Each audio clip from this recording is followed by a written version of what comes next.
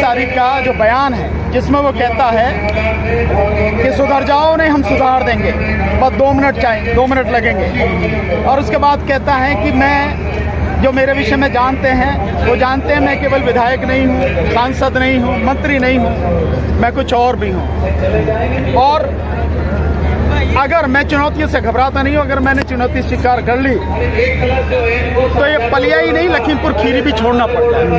मतलब जिस मंत्री ने, जिसको बहुत संवैधानिक दायरे में रह के बात कहनी चाहिए, एक एक बात कहनी चाहिए, वो मंत्री पद से अलग हट के गुंडागर्दी को समझ रहा है। सीधे शब्दों में सिर्फ इसी पे बात करना चाहेंगे। सिर्फ अभी सारी लखीमपुर की बाकी घटना को अभी साइड में रखते हैं। मान अभी 3 अक्टूबर नहीं हुआ, अगर ये 25 सितंबर की स्पीच है तो क्या लगता है 26 सितंबर को, अगर ये 27 सितंबर को जब भी वायरल होती है उसके जस्ट बाद क्या एक्शन होना चाहिए था? अभी 3 अक्टूबर नहीं हुई है, अभी सिर्फ इसी पे बता दीजिए। जो ये सरकार जिस तरह से एक्शन कर रही है, अगर कोई व्यक्ति सोशल मीडिया पे कोई पोस्ट भी डाल देता है, उसी पे जो है ये सरकार जो है, चाहे राज्य सरकार हो चाहे केंद्र सरकार हो, देशद्रोह का मुकदमा दर्ज कर देती है। और जब एक मंत्री कह रहा, जिसने संविधान की शपथ ली है और संविधान की शपथ लेके सब लोगों के विषय में समान एक नजरिया अपनाना उसे, और संविधान के अनुसार काम करना है, वो संविधान को तोड़ने की बात कर रहा है। वो देश में मतलब लोगों को मतलब गुंडागर्दी के दम पे उसकी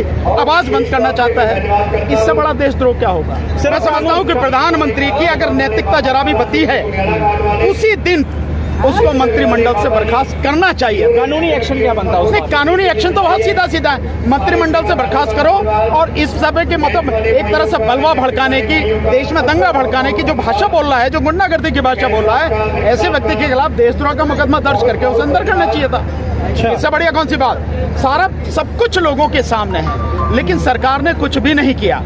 बल्कि सरकार अभी सुनने में जा रहा है, ऐसे लोगों को भी धमका रहे हैं पुलिस वाले की जिनके पास वीडियो है, अगर वो वीडियो वायरल कर रहे हैं उनको भी धमकाने की कोशिश कर रहे हैं। इसका मतलब ये है कि आप सबूतों को दबाना चाहते हैं, जो सच्चाई है उसको सामने नहीं आने देना चाहते हैं। तो ये जो सारी चीजें हैं, उसी जो उस दिन उसने बोला था उसी पे एक्शन होना चाहिए था, नहीं हुआ।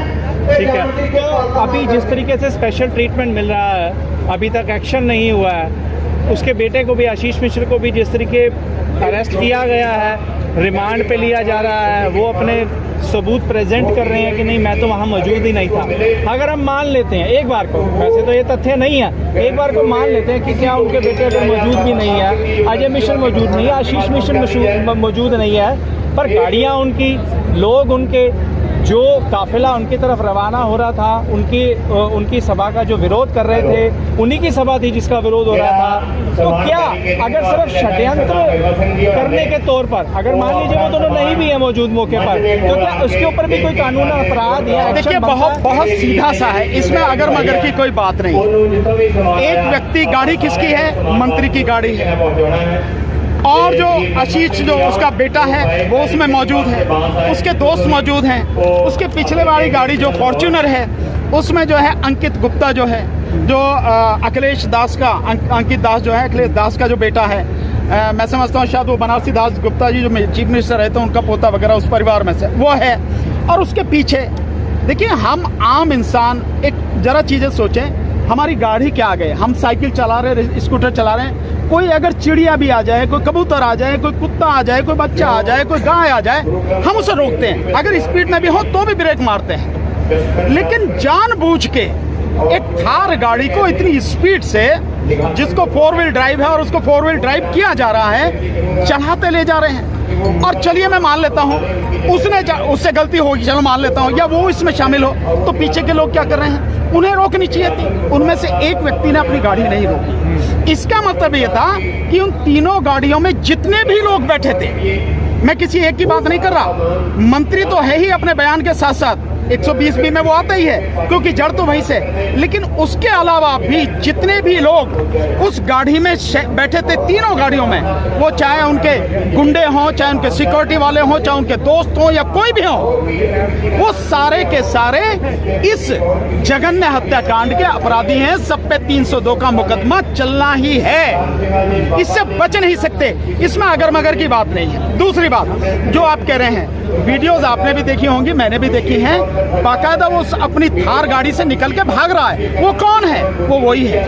और जो चीजें सामने आ रही हैं मीडिया के माध्यम से, आप लोगों के माध्यम से, उससे जब पूछा गया कि 2:30 बजे से और 3:30 बजे तक कहाँ, उसके पास में कोई जवाब नहीं है। और इसी बीच में ये घटना घटी है और वहाँ पे सारी वीडियो है, जिन्होंने देखी है। वो गाड़ी उसकी है, उसके दोस्त की गाड़ी है और उसके गुंडों की गाड़ी है। लोगों ने देखा, शक का मतलब ही नहीं है कोई भी।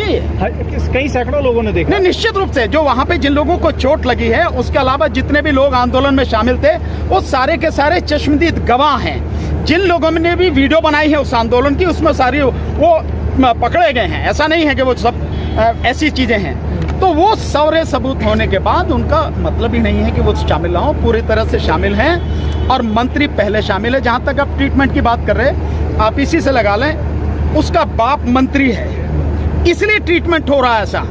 जो आईजी है, डीआईजी है, एसपी है, वो सारे के सारे जो उसके बाप को सलाम करते हैं, सैल्यूट मारते हैं, उसके खिलाफ कैसे चले जाएंगे? एक बार उसे जो है मंत्रिमंडल से बर्खास्त करो और उसे अरेस्ट करके जेल में भेजो, उसके बाद करो, फिर इसी पुलिस का जो है रवैया चेंज हो जाएगा। ये जो सारी चीजें हैं, तो जब तक वो मंत्री पद पर है, इन्वेस्टिगेशन फेयर हो ही नहीं सकती। इसलिए उसका हटना जरूरी है, उसका गिरफ्तार होना जरूरी है। यही बात मंच से सारे संयुक्त मोर्चा के जो साथी हैं उन्होंने कही है। तब तक ही आंदोलन चलेगा। ठीक है, साथ